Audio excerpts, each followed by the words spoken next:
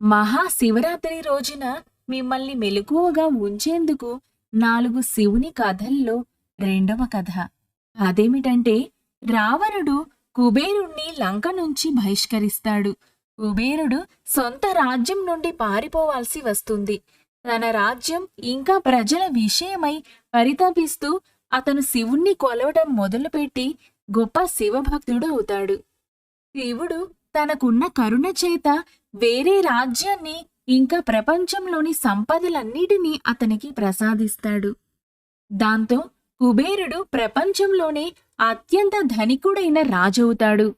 సంపద అంటే ఇక కుబేరుడే అన్న విధంగా ఉండేది. కుబేరుడు గొప్ప భక్తుడవుతాడు. ఓ భక్తుడు తాను గొప్ప భక్తుణ్ణి అనుకోవడం మొదలుపెట్టినప్పుడు తనకున్నదంతా కోల్పోతాడు. కుబేరుడు శివునికి విస్తారమైన అర్పణలు చేస్తున్నాడు కాబట్టి అతను ఓ గొప్ప భక్తుణ్ణి అని అనుకోవడం మొదలు పెడతాడు. అయితే శివుడు ఎప్పుడూ కూడా ఒక విభూతిని తప్ప మరేదీ తీసుకోడు. కాని కుబేరుడు తాను చాలా పెద్ద పెద్ద సమర్పణలు చేస్తున్నాడు కాబట్టి తాను ఓ గొప్ప భక్తుణ్ణి అని అనుకోవడం మొదలు పెడతాడు. ఒకరోజు కుబేరుడు శివుని దగ్గరకు వచ్చి, నీకు ఏం చెయ్యమంటావో చెప్పు, నేను నీకు ఏదో ఒకటి చేయాలనుకుంటున్నాను అంటాడు. అందుకు శివుడు, ఓహో, నువ్వు నా కోసం ఏమీ చేయలేవు.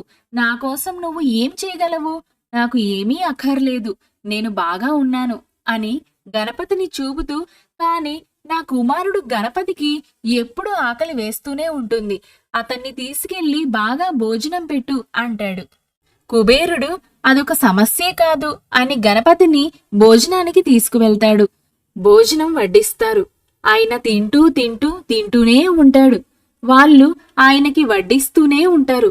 ఆయన తింటూనే ఉంటాడు. కుబేరుడు వందలాది వంట మనుషులను పనిలో పెట్టి అపారమైన ఆహారాన్ని వండిస్తాడు. వాళ్ళదంతా వడ్డిస్తారు. ఆయన తింటూనే ఉంటాడు. కుబేరుడు అప్రమత్తమై, గణేశా, ఆగు, ఈ విధంగా తింటే నీ పొట్ట పగిలిపోతుంది అంటాడు. అందుకు గణపతి, నువ్వేమి బెంగపడకు, ఈ పామును చూసావు, నా పొట్ట చుట్టూ బెల్టులా ఉంది. నా పొట్టను గురించి నువ్వు బెంగ పడాల్సిన అవసరం లేదు. నాకింకా ఆకలిగా ఉంది, భోజనం తెప్పించు.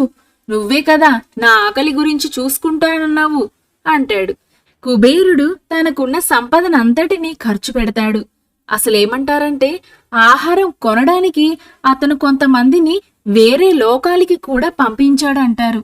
అలా తెప్పించి గణపతికి ఆహారం పెడతాడు. గణపతి దాన్నలా తినేసి, నాకింకా కడుపు నిండలేదు, మరింత ఆహారం ఎక్కడా అంటాడు. కుబేరుడు తన ఆలోచన ఎంత అల్పమైనదో తెలుసుకొని శివునికి నమస్కరిస్తాడు.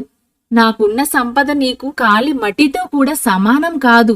నాకు తెలుసు, నువ్వు నాకిచ్చిన దానిలో నుండి తిరిగి నీకు కొంచెం ఇస్తూ నేనేదో గొప్ప భక్తుణ్ణి అనుకుని నేను పొరపాటు చేశాను అంటాడు.